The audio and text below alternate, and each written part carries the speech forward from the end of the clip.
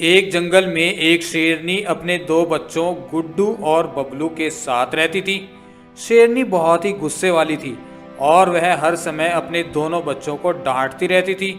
गुड्डू और बबलू की छोटी से छोटी गलती होने पर भी शेरनी उन पर बहुत गुस्सा होती थी।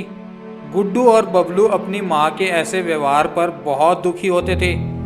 एक रात गुड्डू और बबलू आपस में बात कर रहे होते हैं। भाई गुड्डू, हमारी माँ हम पे इतना गुस्सा क्यों करती है? दूसरे जानवरों की माँ को देखो, सबसे कितना प्यार करती है। हाँ भाई, पता नहीं क्या बात है, कभी कभी तो मुझे ऐसा लगता है जैसे ये हमारी सगी माँ ना होकर सौतेली माँ हो। हाँ भाई, मुझे भी कभी कभी ऐसा ही लगता है।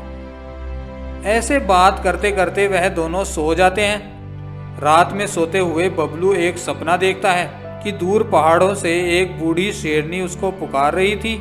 बबलू बेटा, बबलू, यहाँ आओ मेरे पास आओ बबलू, मुझे तुम्हें कुछ बताना है। बबलू घबराकर उठ जाता है।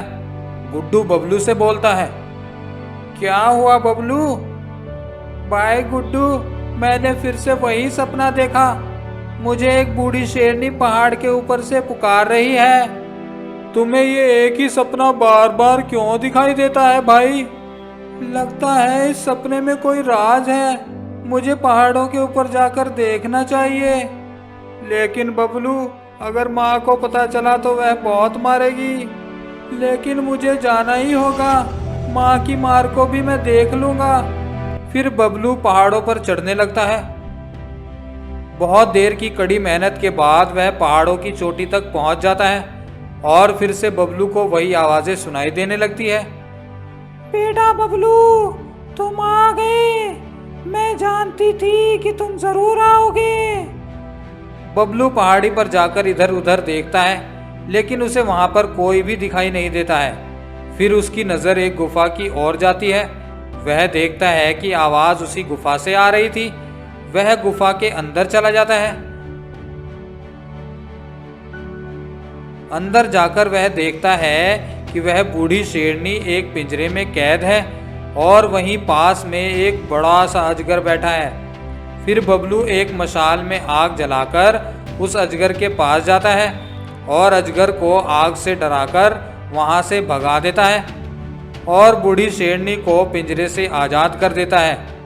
बूढ़ी शेरनी बोलती है, बेटा बबलू, मैं जानती हूँ कि तुम्हारे मन में बहुत सारे सवाल होंगे और मैं तुम्हारे हर सवाल का जवाब दूंगी। बेटा, सबसे पहले तो मैं तुम्हें अपने बारे में बता दूं। मैं तुम्हारी दादी की सहेली हूँ। बेटा, तुम्हें कभी कभी लगता होगा कि तुम्हारी माँ तुम्हारी सगी माँ ना होकर सौतेली माँ है। हाँ दादी माँ, मुझे ऐसा ही लगता है, क्योंकि माँ हमेशा हम दोनों भाइयों पर बहुत गुस्सा करती हैं और बात बात पर हमें मारती भी हैं। जानती हूँ बेटा, लेकिन इसमें भी तुम्हारी माँ की ममता छुपी है। दरअसल ये सब मेरे बेटे जादूगर कालिया शेर की करतूत है। उसी ने तुम्हारी माँ पर जादू किया है। फिर बूढ़ी शेरनी बबलू को पूरी कहानी बताने लगती है। मेरा बेटा कालिया शेर तुम्हारी माँ को बहुत पसंद करता था, लेकिन तुम्हारी माँ तुम्हारे पिता के साथ बहुत खुश थी। एक दिन कालिया ने तुम्हारे पिता को धोखे से अपने जादू से मार डाला और फिर तुम्हारे पिता को गायब कर दिया। फिर वह तुम्हारी माँ के पास जाकर उससे जबरदस्ती करने लगा, लेकिन तुम्हारी माँ ने कालिया को डांट दिया। देखो कालिया, ये तुम ठीक नहीं कर रहे हो। मेरे पति कह रहे थे तुम मुझ पर जोर जबरदस्ती कर रहे हो। हा हा हा हा हा हा। कौन सा पति?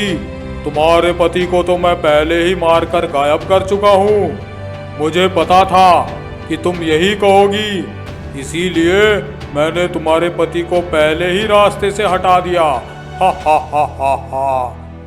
ये सुनकर तुम्हारी माँ रोने लगी और उसने नदी में डूबकर मरने का प्रयास भी किया, लेकिन कालिया ने उसे बचा लिया।